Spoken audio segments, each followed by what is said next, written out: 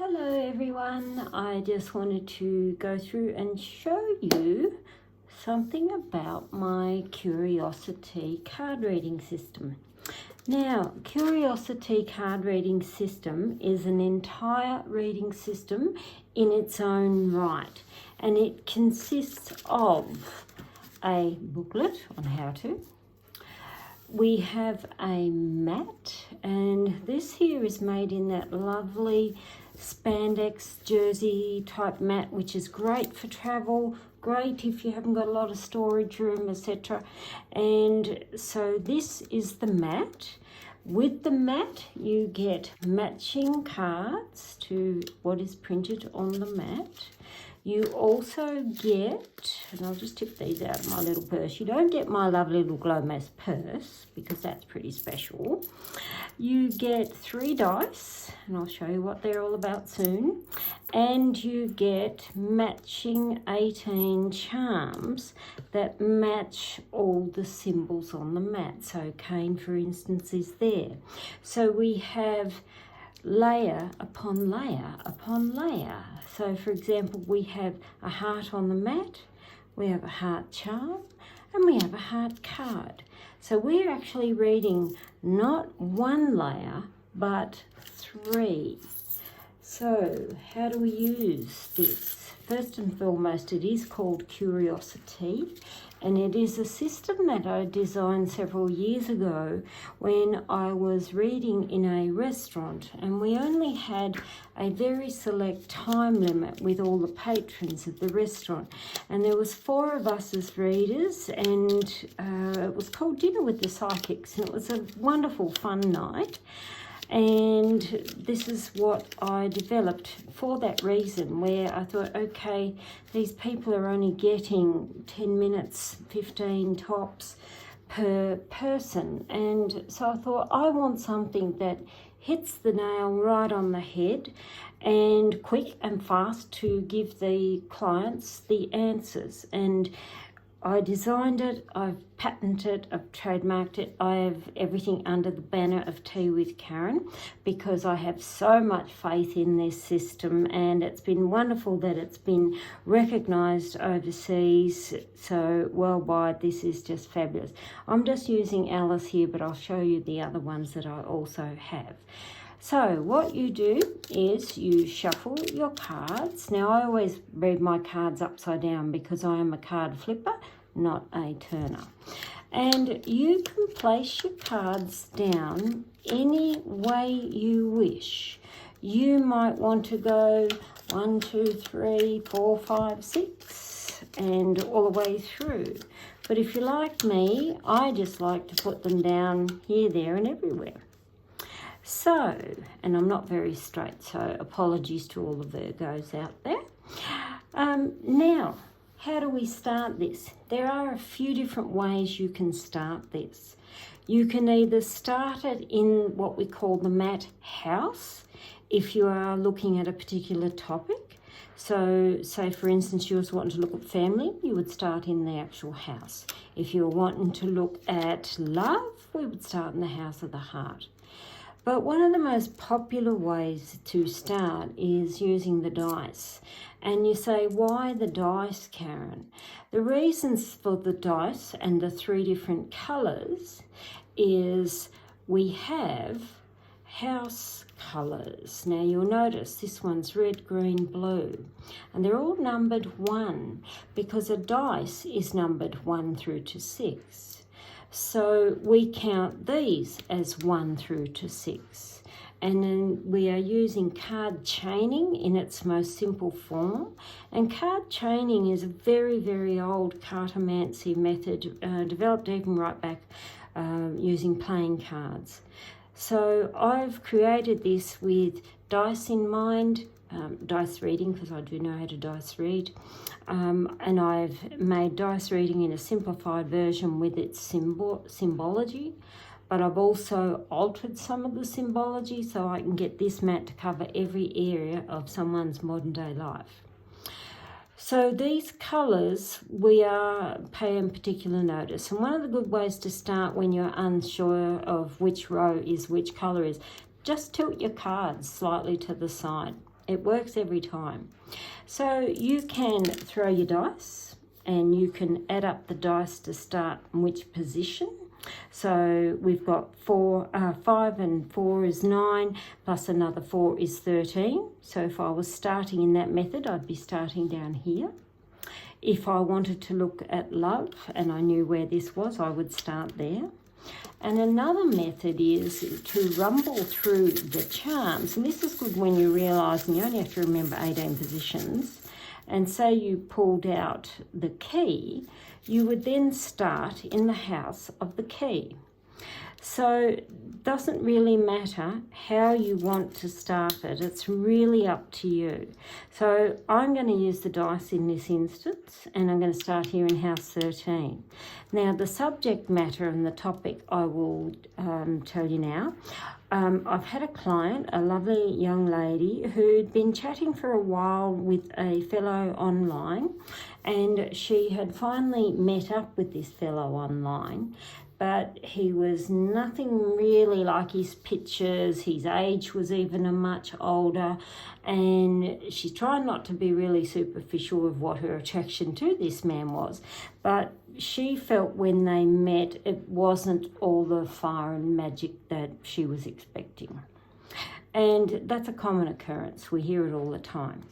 This man is absolutely adoring every waking move that she has, and he wants to meet her again, and she's feeling a little bit uncertain of, well, is it worthwhile meeting this person again? So we're just going to have a look there on, is there any worthwhile things to come if she meets up with this fellow again? So we're starting here in the house 13. Now, you'll notice, and I'm going to count through and show you.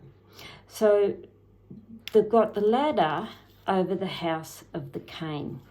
So we are reading 2 layers here. So cane is about things that's slow, supportive, and yes, it can be an older gentleman. And we've got ladder. Ladder is often overcoming any issues or problems around this older male. That's not a bad one. So we then go to our blue row, which we are in our blue row, number 3. So we go here and we turn over. The cross here is on the ladder. So again, reading the layer, we look at this and say, something's not quite gelling, even though she may try and meet up with this person again.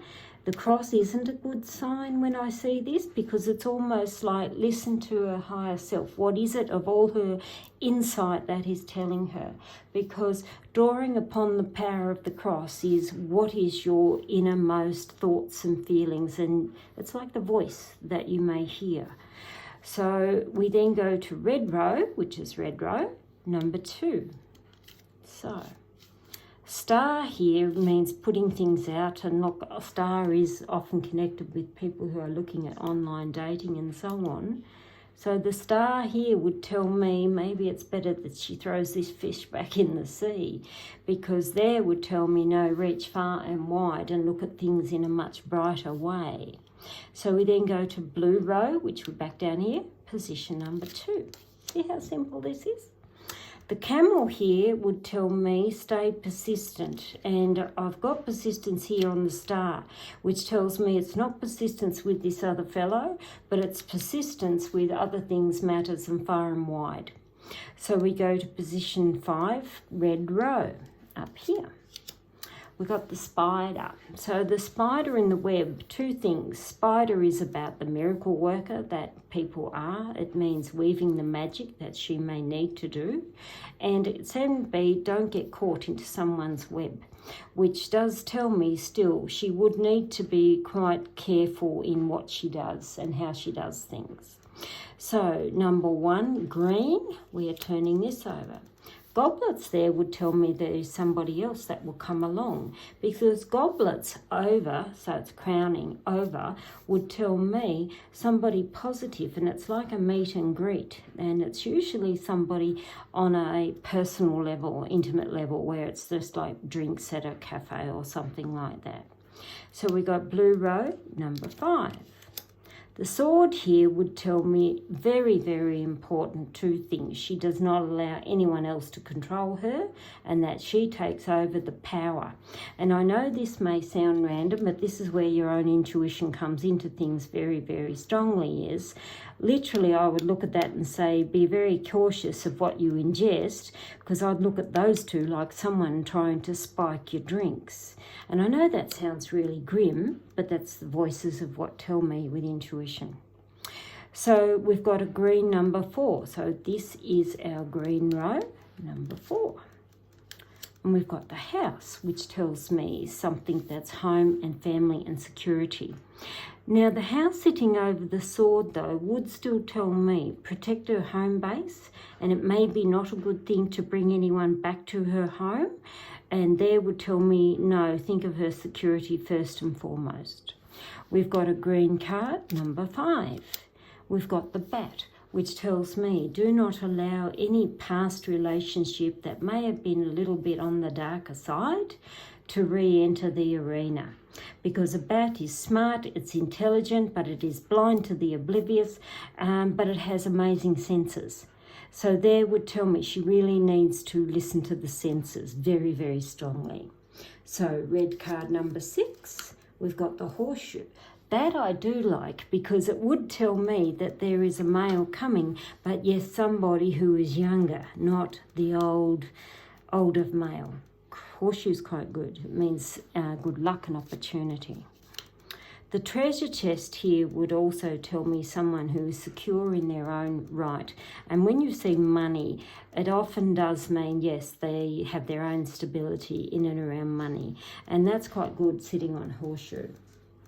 So we go to blue row number 6. The baby carriage there again really clinches the deal of not letting the older male back in, but allowing new in. Because a baby means something new that is joy to the heart. So we have here, and we then come back to the cane. So it's interesting when you read these as the last one, because it tells me about new person, and then we finish back on old, which tells me when we're writing like the storyline, and that's the best way to do these, is basically start with your journal and write down the pairings and write it like a narrative.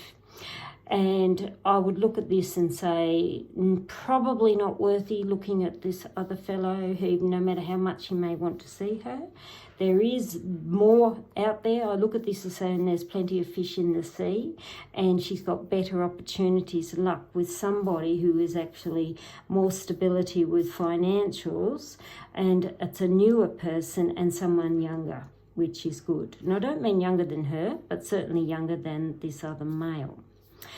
These cards that didn't turn, the reason you don't turn those because they didn't meet the chain, and it means there's not information there that you really need to turn over. It means this information there is not relevant to our question.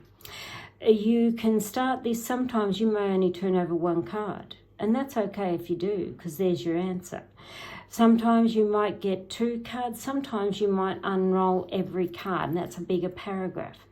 So it doesn't really matter how far you go into it, but it is a storyline or a paragraph.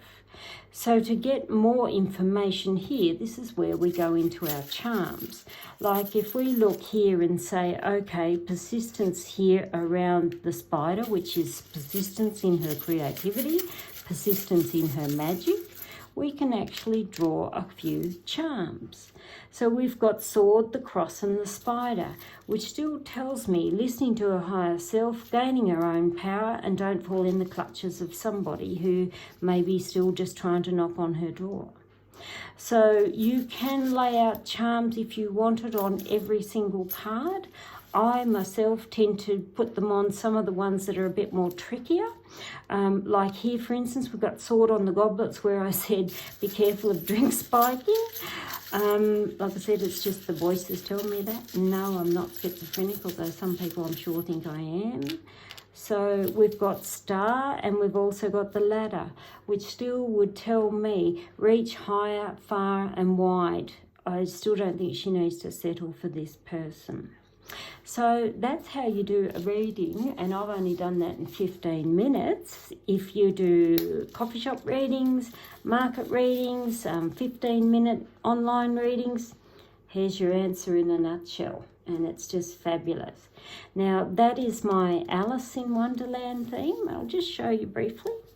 This one here, really popular as well, is my Magic and Mystery. And these are all the same symbols. They're just different styles and colours.